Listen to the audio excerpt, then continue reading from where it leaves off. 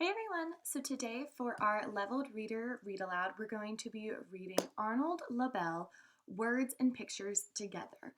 And I'm not going to tell you who Arnold Lobel is. I want to see if you can figure out, based on the cover illustration, what books you think he wrote. So I'm going to let you think about that for just a second. So this book is by Joel Campbell and it's illustrated by Judy Steed. Let's go ahead and read Arnold Lobel, Words and Pictures Together. As a child, Arnold Lobel spent many hours reading books in the library. Now the books he wrote as a grown-up fill many library shelves. Arnold was born in 1933. He grew up in Schenectady, I think that's how you say it, New York. When he was a little boy, Arnold got very sick and he had to go to the hospital. He missed all of second grade. I would literally lose my mind if one of you had to miss all of second grade, just saying. From the hospital, Arnold could see his school playground, play with his friends. Arnold felt lonely and left out when third grade started. Then one day, his teacher asked the class if anyone wanted to tell a story. Arnold volunteered and quickly made up a story on the spot. He drew pictures on the chalkboard to tell the story. Arnold's classmates loved his story. They couldn't wait for Arnold to tell more tales.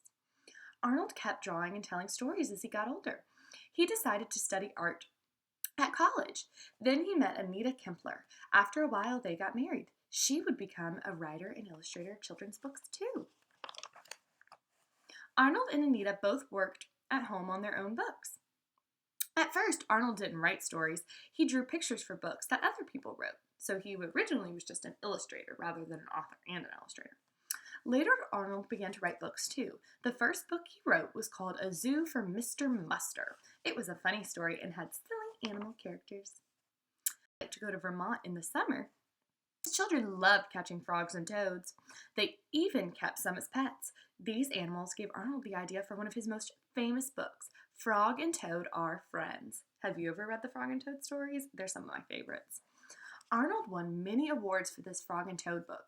Later, he wrote more books about these two good friends. Children have enjoyed the Frog and Toad stories for years.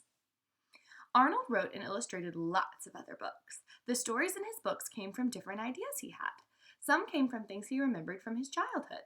Others came from cartoons that his children watched when they were little. Still, others came from watching his family and pets.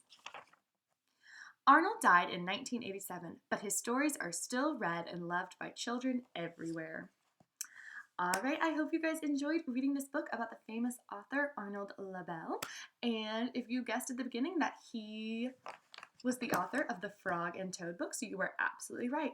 I'm going to go put the questions, the response questions, in the description box below, so you can either write down your responses to them or discuss them with someone in your family. I hope you guys enjoyed, and I'll see you in the next read aloud. Bye!